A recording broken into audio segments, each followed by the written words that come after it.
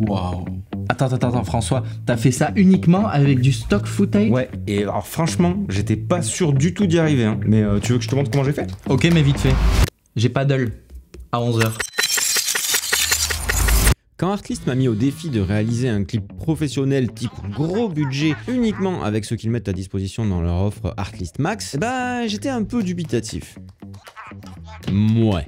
Et puis je me suis dit, attends François, t'es vidéaste ou tu l'es pas? Il n'y avait pas de raison que j'y arrive pas. Et puis c'était l'occasion de montrer tout le process créatif qu'il peut y avoir derrière la réalisation d'une pub. Je m'en vais donc vous montrer toute la démarche et le workflow qu'il m'a fallu mettre en œuvre pour réaliser ce clip, et bien évidemment je vous le montrerai à la fin. Et pourquoi 100 000 €, vous allez me dire? Parce que clairement, cette vidéo, si j'avais dû la produire de A à Z, il m'aurait fallu beaucoup de temps, une grosse équipe, du gros matos et une grosse boîte de prod aurait facturé clairement au moins 100 000 € ce type de vidéo. Ok, défi accepté. Mais en tout cas, ce qui est clair et ce à quoi je n'étais pas préparé, c'est toute la richesse du processus créatif qui allait découler de cette expérience. J'allais mettre des outils au service de ma créativité pour créer une vidéo professionnelle à partir de rien. Et quand vous allez voir le résultat, vous allez comprendre pourquoi de la créativité, il allait m'en falloir beaucoup. Attends. T'as rien à filmer, rien à enregistrer, t'as même pas à sortir de chez toi. Et tu vas me faire croire qu'il y a de la créativité là-dedans? Je vais t'expliquer. Dans tous les cas, je voulais partir sur un clip relativement court, genre un spot de pub télé de 20 ou 30 secondes.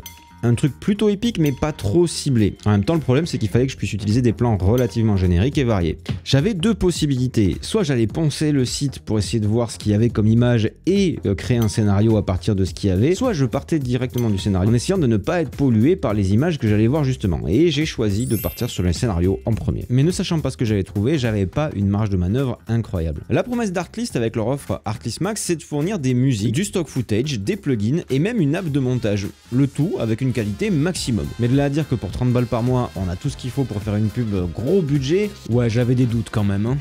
Du coup, je me suis dit qu'il fallait que ce soit une vidéo inspirante, qui n'allait pas forcément montrer un produit, et là, révélation.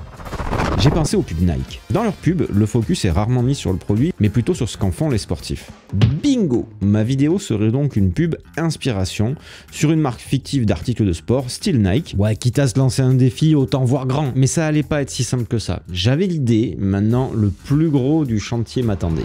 Oh, mais c'est de la triche en fait!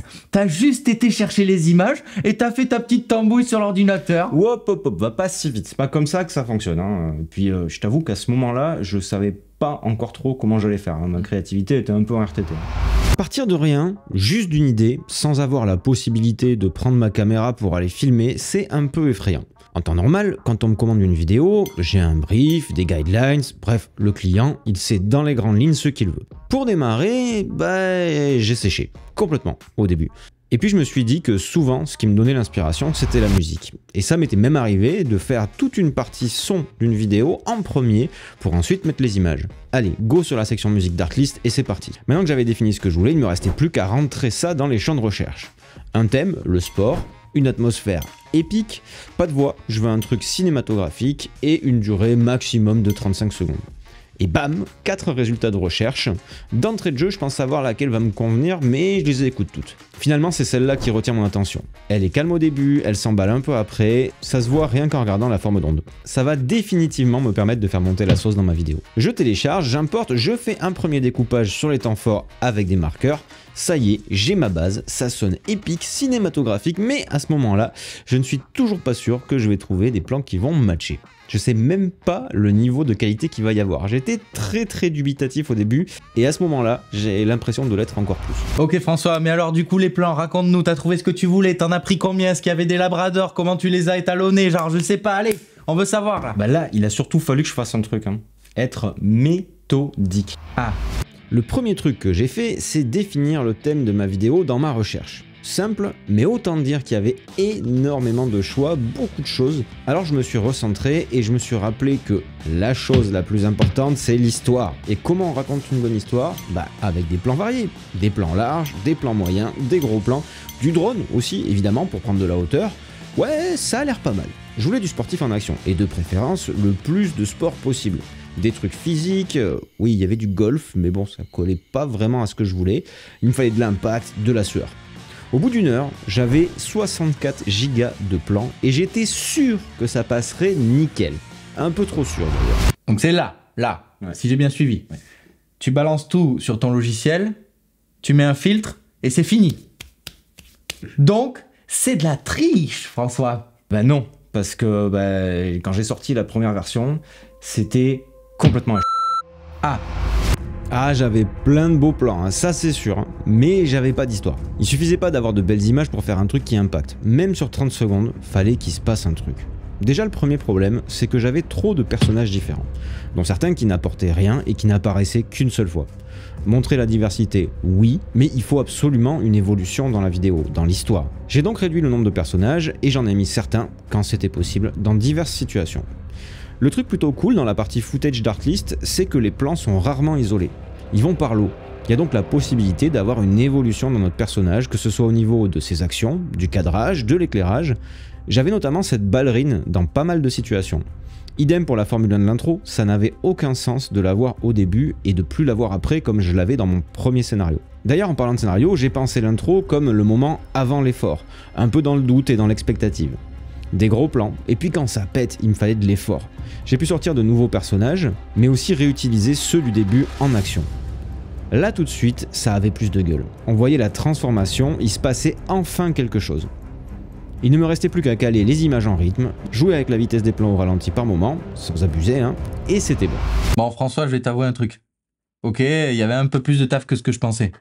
Mais là, c'est fini, là. On est d'accord. Tu t'es pas tant cassé la tête que ça. Tu sais qu'il y a des fois où tu me fatigues. Non, parce que niveau colorimétrie, à un moment, j'ai cru que j'avais fait une grosse boulette quand même. Question colorimétrie et format de téléchargement, je me suis dit, ok, le plus gros possible, et du RAW ou du log. Comme ça j'aurai un maximum de latitude pour donner mon propre look à tout ça. Et là autant vous dire que j'avais de quoi me faire plaisir. Red Monstro en 8K, Canon C300, que des images tournées avec des caméras de rêve. Et puis c'est pas du plan de tout pourri comme on peut en avoir généralement dans les banques d'images. Il y a de la belle lumière, une super photographie, bref, ça claque. Alors avec tout ça, autant prendre les fichiers les plus gros possibles, me suis-je dit. En soi, c'est sûr que c'était la meilleure chose à faire pour obtenir le résultat que j'attendais.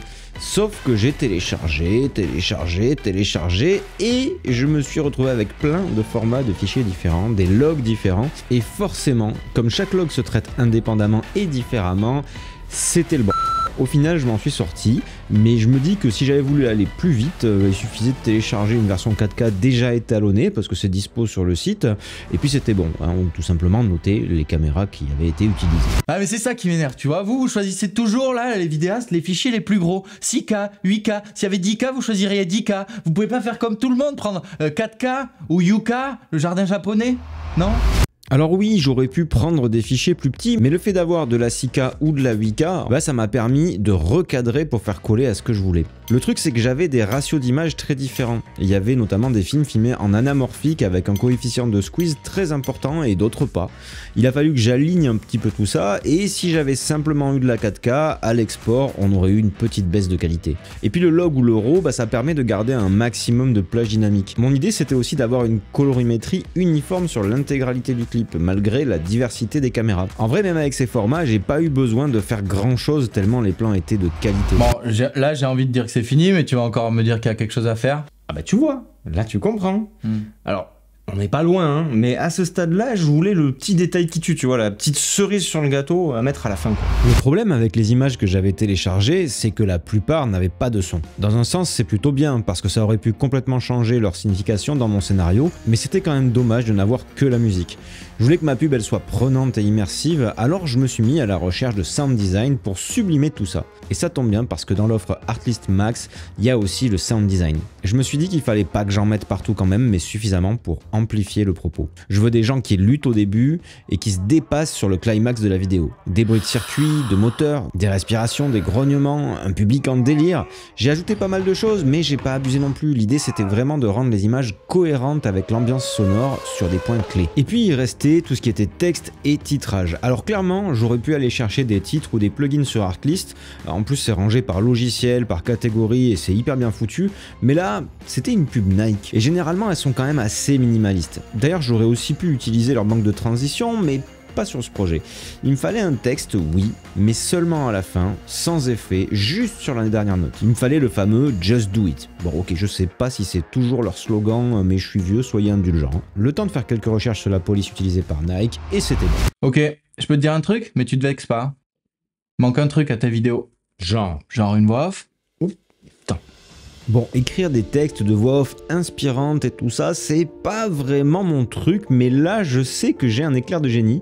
ChatGPT, l'intelligence artificielle, et si on lui demandait de l'écrire pour nous? Bon, le résultat fait un peu vendeur de formation sur le développement personnel, mais on va retoucher un petit peu ça. Il reste plus qu'à brancher un micro, enregistrer la voix off, et notre vidéo est terminée. Et voilà, là c'est parfait. Ah, c'est pas faux.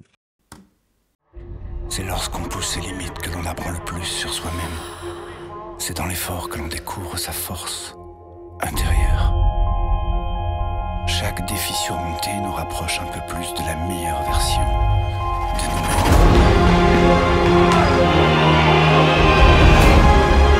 Parce que le dépassement de soi est un voyage sans fin, mais que chaque pas que l'on fait nous rapproche un peu plus de la personne que nous voulons devenir.